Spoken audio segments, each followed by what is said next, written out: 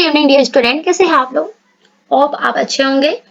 और आज हम पढ़ने वाले हैं यूनिट 4 पॉलिसी मेकिंग प्रोसेस, जो कि ऑस्ट्रेलिया फॉरेन पॉलिसी, जो आपका सब्जेक्ट है एमपीएससी 030 उसके अंडर है। तो जो भी स्टूडेंट इग्नू से है और एमए कर रहे हैं, पॉलिटिकल साइंस से सेकेंड ईयर में एनरोल है, तो उनके लिए वीडियो है। बाकी स्टूडेंट अगर नॉलेज के लिए देखना चाहे तो आप देख सकते हैं, बट मेनली जो है एमए के जो सेकेंड ईयर के स्टूडेंट है, जो पॉलिटिकल साइंस से कर रहे हो, जिनके पास ऑस्ट्रेलिया फॉरेन पॉलिसी सब्जेक्ट है, तो उनके लिए ये वीडियो है। और ये बस समझाने के पर्पज से है कि आपको जो टॉपिक है वो क्लियर हो जाए। इसको डिटेल में आप खुद से पढ़ना, सिलेबस आप कवर करना उसमें, और ये जो है मैं आपको जो टॉपिक है क्लियर करवा रही हूँ, ठीक है। और इसको डिटेल में पढ़ना हो तो आप इसके जो बुक है वो आप रेफरेंस के लिए यूज कर सकते हैं। इग्नू की बुक भी है, उसको आप यूज कर सकते हैं। तो स्टूडेंट, हम स्टार्ट करते हैं कि ये जो फॉरेन पॉलिसी है ऑस्ट्रेलिया की, तो यहाँ पे जो ये पॉलिसी है इसका मेकिंग प्रोसेस क्या है, जैसे हमारे यहाँ पे क्या है और उनके वहां पे क्या है। तो जैसे हमारे यहाँ पे काफी सारे प्रोसेस से होके जो पॉलिसी है वो जाके बनता है, वैसे ही ऑस्ट्रेलिया में भी क्या है, पॉलिसी मेकिंग बनाने में भी कई सारे चीजों का ध्यान रखना होता है। यहाँ पे फॉरेन पॉलिसी मेकिंग, हम इससे इससे अगर समझे कि what is foreign policy making, मतलब क्या है फॉरेन पॉलिसी मेकिंग। तो फॉरेन पॉलिसी जो है बनाना एक तरह का ना बैलेंस बनाने जैसा होता है। जो आपका ये फॉरेन पॉलिसी मेकिंग है, ये क्या होता है, एक तरीके का बैलेंस बनाने जैसा होता है कि गवर्नमेंट को अपने देश के जो भी पीपल्स है, जो लोग है, उनकी जो जरूरतें, चाहे वो डोमेस्टिक प्रेशर हो या फिर इंटरनेशनल प्रेशर हो, इनके बीच में कैसे बैलेंस बनाना है, इनके बीच में, है ना। Domestic pressure and international pressure, किसकी, डोमेस्टिक और इंटरनेशनल, ठीक है। जैसे अभी डोमेस्टिक प्रेशर में क्या हो जाएगा आपका, कि जो गवर्नमेंट है, गवर्नमेंट को अपने जो कंट्री के जो लोग है उनकी जरूरतों के, ठीक है, उनकी जरूरतों को पूरा करना, तो ये आपका डोमेस्टिक प्रेशर हो गया।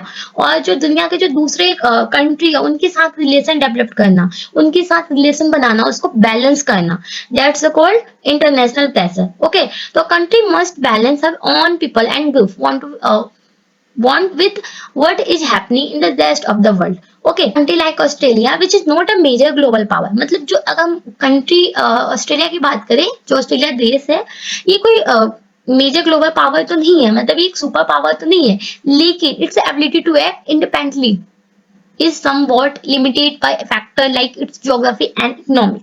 मतलब जहाँ पे ना ये ऑस्ट्रेलिया जो है कोई सुपर पावर नहीं है, इसलिए उसकी जो फॉरेन पॉलिसी है, उसकी फॉरेन पॉलिसी है ना, उस पर उसकी जो ज्योग्राफी एंड इकोनॉमिक जैसे जो फैक्टर है, ये क्या करता है, इफेक्ट डालता है, ठीक है।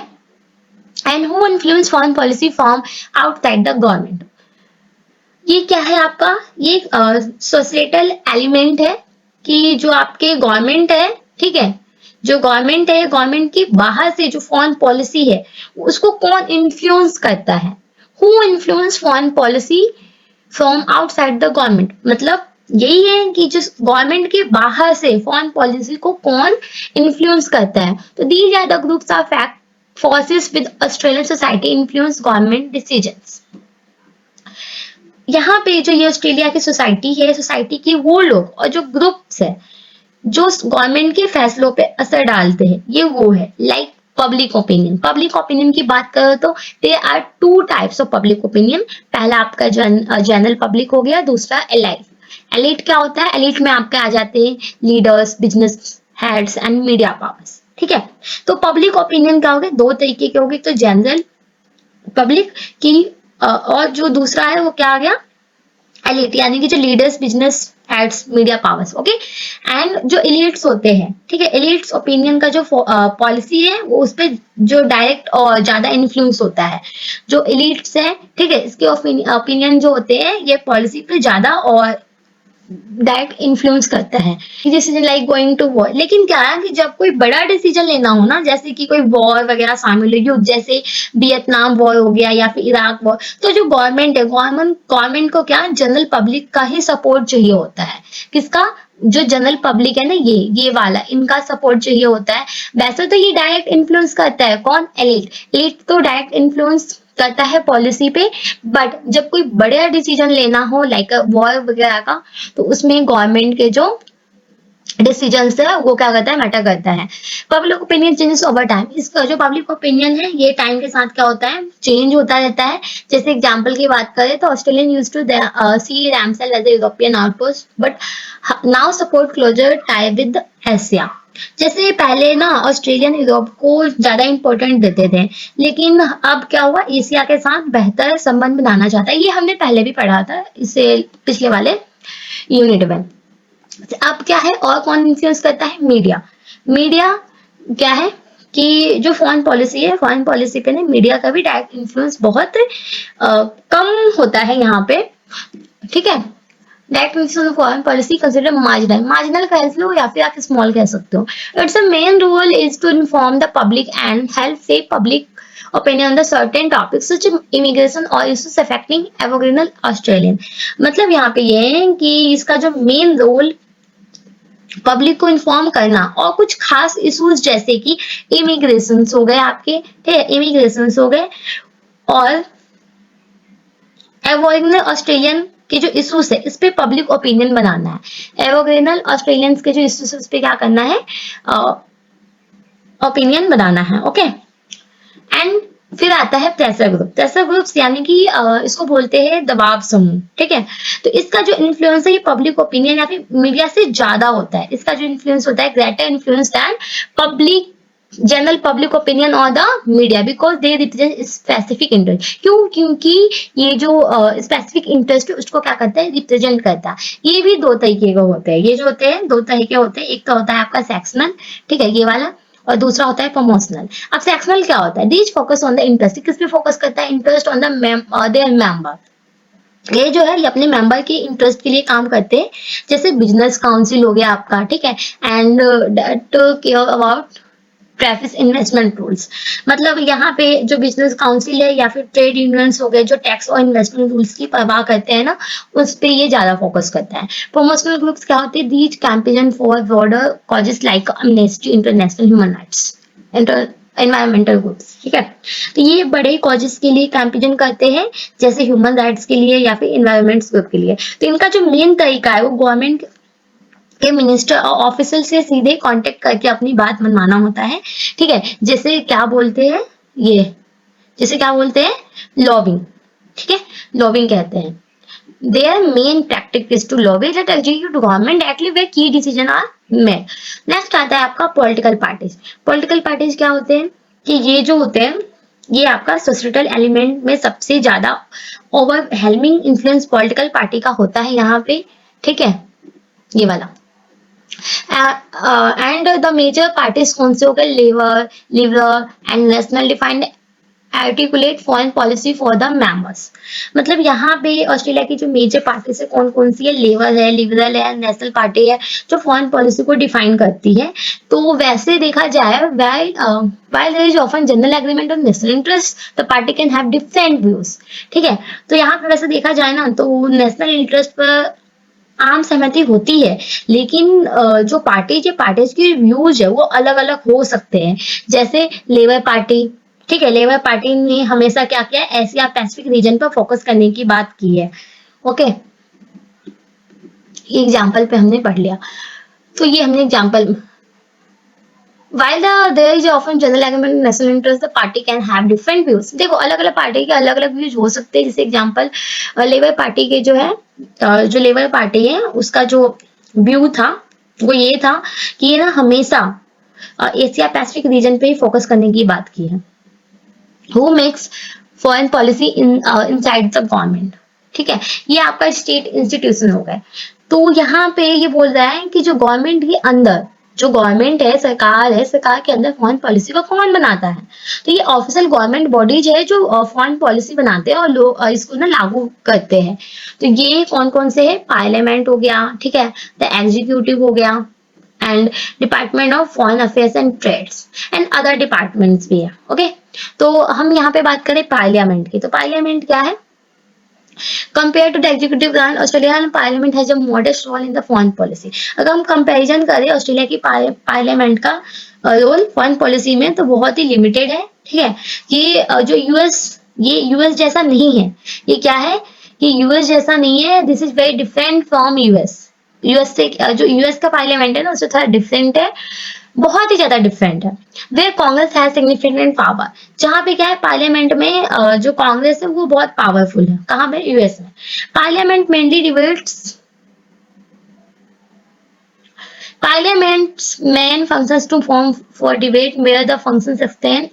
Parliament main functions is to form for debate where the government extends its policy and the opposition can critique them. यहाँ पार्लियामेंट्री कमेटी इश्यूज पर रिपोर्ट तैयार कर सकती है, लेकिन उनका असर पॉलिसी बदलने की बजाय किस पे होगा? सिर्फ माहौल बनाने तक ही रहता है कि इतना चेंजिंग पॉलिसी डायरेक्टली। बोलता है ना कि environment rather than changing policy directly, मतलब वहां के जो माहौल होगा, जो एनवायरनमेंट होगा, उस तक ही सीमित रहता है, लिमिटेड होता है। द एग्जीक्यूटिव, ये जो है ये रियल बॉस है, इसको रियल बॉस कहा जाता है। There is the where the real power lies, जहां पे जो है ये असली पावर यही होती है। इसमें दो लोग सबसे ज्यादा इंपॉर्टेंट होता है, एक तो होता है आपका पीएम साहब, ठीक है, प्राइम मिनिस्टर, और दूसरा होता है फॉरेन मिनिस्टर। ये दो जो फिगर है ये काफी ज्यादा यहाँ पे इंपॉर्टेंट रोल प्ले करते हैं। प्राइम मिनिस्टर की बात करें तो इनके पास ह्यूज अमाउंट ऑफ पावर है, okay. And PM department was once responsible for external, ये किसके लिए रिस्पांसिबल होते हैं? कि एक्सटर्नल अफेयर्स हो गए। And the PM has continue to hold significance in influence our since, मतलब प्राइम मिनिस्टर के पास ना हिस्टोरिकल रीजन से बहुत ज्यादा पावर होती है, क्योंकि कई बार ना पीएम ना फॉरेन पॉलिसी की इंपॉर्टेंट इश्यूज पर अपने फॉरेन मिनिस्टर के व्यू को भी ओवररूल किया है। कुछ पीएम ने तो जो फॉरेन मिनिस्टर है उसके रोल भी खुद ही संभाला है, ताकि उनके पास ना पूरा कंट्रोल रहे, okay. The department of the prime minister and cabinet, तो यहाँ पे ये जो department of prime minister and cabinets है, ये क्या करता है? पीएम को ये एडवाइस देता है, डायरेक्टली एडवाइस देता है, और sometime out matching the official foreign minister, मतलब ये जो है ये कभी कभी जो फॉरेन मिनिस्ट्री है ना उससे भी आगे निकल जाता है, ठीक है। तो मेनली जो इसका काम है यहाँ पे, ये सीधे डायरेक्ट एडवाइस देता है किसको? पीएम को। Department of foreign affair and trade, head word the foreign minister, ये जो है फॉरेन मिनिस्टर के अंडर काम करता है। ऑस्ट्रेलिया की जो फॉरेन पॉलिसी बनाने और उसे कंडक्ट करने के जो प्राइमरी रिस्पॉन्सिबिलिटी होती है वो इसी डिपार्टमेंट की होती है, ठीक है। जो प्राइमरी रिस्पॉन्सिबिलिटी किसकी होती है? इसी डिपार्टमेंट की, डीएफएटी की होती है। It's manage Australia political security, ये कौन कौन सी चीजों को मैनेज करता है? ऑस्ट्रेलिया का जो पॉलिटिकल है, सिक्योरिटी है, ट्रेड रिलेशनशिप है, एंड अदर कंट्रीज के साथ कैसा है इसका रिलेशन, ये सारी इसको खुद ही, मतलब ये जो डिपार्टमेंट है ये मैनेज करता है, ठीक है। तो 1987, the department was restructured by the merging the old department of external affairs with the part of department of trade, मतलब 1987 में ना डिपार्टमेंट की कल स्ट्रक्चर किया गया था, डिपार्टमेंट को रिस्ट्रक्चर किया गया था, जब इसने डिपार्टमेंट को ट्रेड के कुछ हिस्सों को ही मिला दिया गया। फिर ये मर्जर इंपॉर्टेंट है था क्योंकि इसमें ना दोनों डिपार्टमेंट की जो रिवलरी खत्म कर दी और ऑस्ट्रेलिया की जो फॉरेन पॉलिसी है उसको एशिया और पैसिफिक पर ज्यादा फोकस करने में हेल्प कराया गया यहाँ पे। तो ये जो रिवलरी है ये खत्म कर दिया गया था दो डिपार्टमेंट के बीच में, जिससे क्या कि एशिया और पैसिफिक पर ज्यादा फोकस करने में हेल्प मिला। अदर डिपार्टमेंट की बात करें, ठीक है, तो other department also play role, specially department of defence, ये जो है अदर डिपार्टमेंट जैसे दूसरे डिपार्टमेंट भी जो है रोल प्ले करते हैं, खासकर जो डिपार्टमेंट ऑफ डिफेंस है, डीओडी जिसको बोलते हैं, जो सिक्योरिटी इश्यूज के लिए भी इम्पोर्टेंट है। और ये जो है ये इमिग्रेशन, ठीक है, immigration, treasury and the environment also get involve the foreign policy matters. तो ये जो है आपके इमिग्रेशन, ट्रेजरी और एनवायरमेंट जो है डील करने वाली मिनिस्ट्री भी फॉरेन पॉलिसी मैटर में जो है शामिल होती है, ये है। और जब डिपार्टमेंट में ना अनबन होती है इन सब में आपस में ही, तो आमतौर पर उसे ना कैबिनेट में ही, मिनिस्टर या फिर कमेटी में ही क्या होता है, ऑफिशियली आपस में ही उसको सुलझा लिया जाता है, ठीक है। तो कंक्लूजन में हम ये कह सकते हैं कि इस सब का कंक्लूजन यही है कि ऑस्ट्रेलिया की जो फॉरेन पॉलिसी है वो बनाना एक कॉम्प्लेक्स प्रोसेस है जिसमें सारे लोगों ग्रुप शामिल होते हैं, समाज के ग्रुप जैसे कि media, pressure group, political parties, आम आदमी तरह से। यहाँ पे क्या होता है, जो पॉलिटिकल पार्टीज है अपनी अपनी क्या इस तरह से असर डालने की कोशिश करते हैं जिसमें पॉलिटिकल पार्टीज सबसे पावरफुल होती है। हमने यहाँ पे यही पढ़ा, ठीक है। तो ये जो है ये गवर्नमेंट के अंदर पार्लियामेंट का रोल भी काफी लिमिटेड है और वो सिर्फ बहस का एक मंच है यहाँ पे। असली पावर यहाँ पे हमने किसको पढ़ा था, एग्जीक्यूटिव को, क्योंकि उसे रियल बॉस बोला गया यहाँ पे। और रियल बॉस बोला गया और इसी के पास सबसे ज्यादा पावर होती है, खासकर जो प्राइम मिनिस्टर के पास है, जिनका हिस्टोरिकल रीजन से हम देखें तो फॉरेन पॉलिसी पर सबसे ज्यादा कंट्रोल होता है। फिर हमने इसमें डीएफएटी पढ़ा कि डीएफएटी फॉरेन मिनिस्टर पॉलिसी बनाने वाले में डिपार्टमेंट है, लेकिन आखिरी फैसला प्राइम मिनिस्टर के पास ही होता है, उनकी कैबिनेट के पास ही होता है। तो होप आपको ये समझ में आया होगा, मैंने शॉर्ट में आपको समझाने की कोशिश की है। अगर आपके कोई डाउट तो आप कमेंट में अपना डाउट लिख सकते हैं, और अगर आपको नोट्स चाहिए तो आप हमारे टेलीग्राम चैनल से कनेक्ट हो सकते हैं, वहां पे आपको नोट्स मिल जाएंगे। ठीक है, तो मिलते हैं नेक्स्ट यूनिट के साथ नेक्स्ट वीडियो में। Thank you for watching.